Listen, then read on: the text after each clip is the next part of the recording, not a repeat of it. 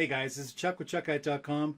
Today what I want to do is talk about closing the deal. Are you responding or are you reacting? Now if you struggle with closing, stick with me for the next few minutes because I'm going to give you some tips I think are going to be a real big help to you. Now if you're watching this and you're brand new on my YouTube channel, make sure you click on that little red subscribe button and also the little bell, and they'll give you an alert each time I post a brand new video. Now if you're watching this on Facebook and you get value from it, sure appreciate it if you give me a like and share it with somebody if you think would help them. Okay, so let's dive in.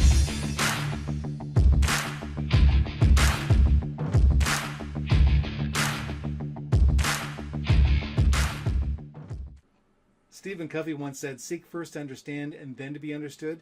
Too often when we're doing marketing, we're more preoccupied with telling our prospect about our great whiz-bang boom than we are about listening to what they want. And we need to find out what it is that they want, or what are their concerns, what are the things that are keeping them up at night, than telling them about how great our product is or how great our service is, and all the amazing things it can do.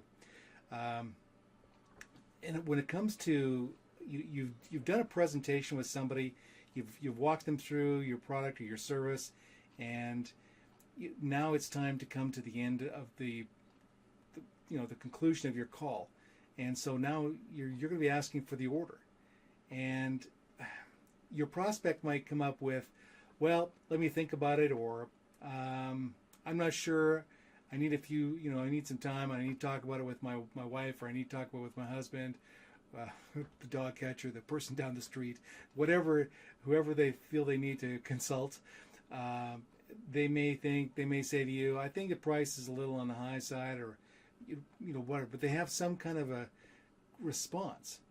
Now, for the people who say, let me think about it, or let me talk about it over with my husband or my wife, generally speaking, there's some kind of an objection that they're not willing to tell you, or they're not voluntarily telling you. Doesn't mean you can't get them to tell you what it is. It's just that right now, they're not offering it.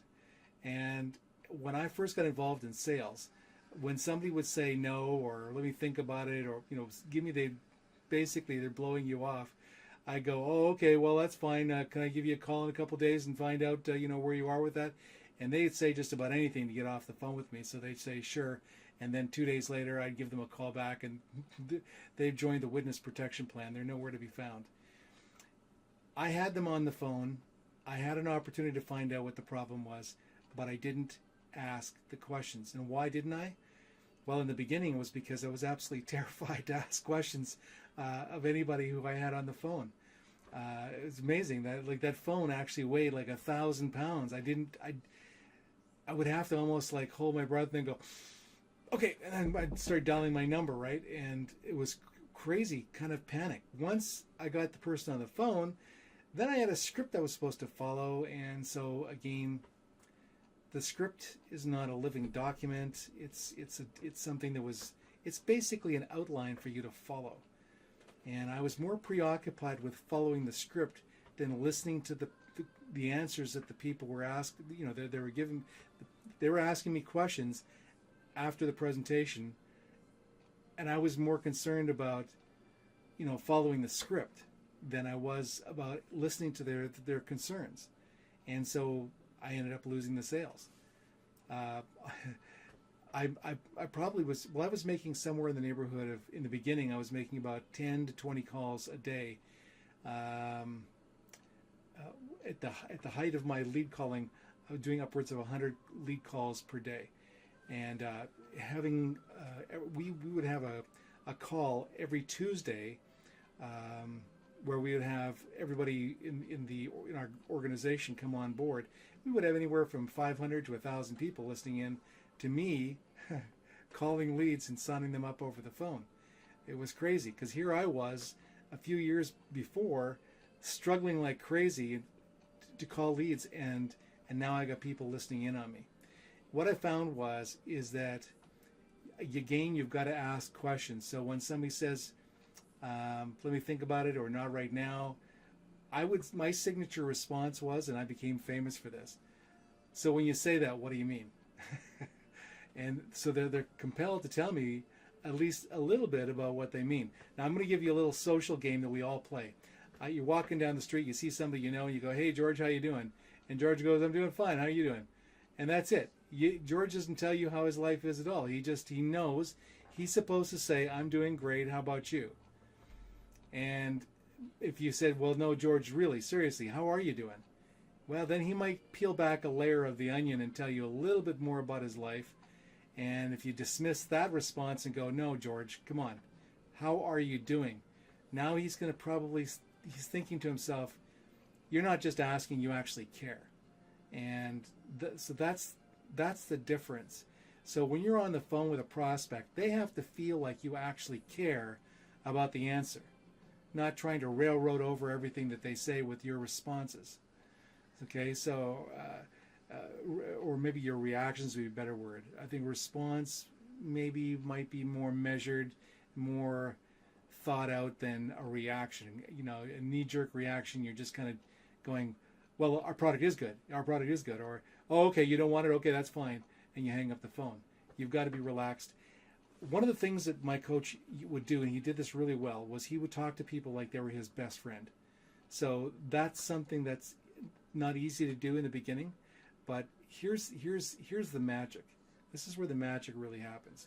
Is if you have enough people to talk to, you're going to get good at it. Okay? But you've got to be doing it all the time. So you've got a script.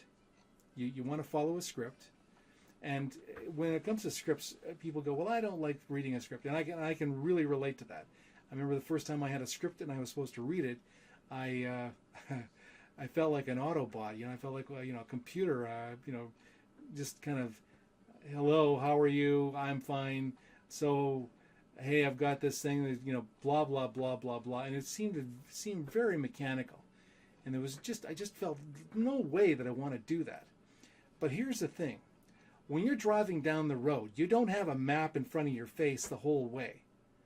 Okay, but if you're going a long distance, or if you're going to some city where you don't know where to go, it's quite common for you periodically to pick up the map and go, "Okay, yep, I'm on the right track," or, "Oh no, I got to go here, over here, or go over there." And so the map is a guidepost, but you still have to have a sense of where you're going. So what my coach told me to do is he'd say, "Go read your script to the trees out in your yard. Go read the script to yourself in the mirror.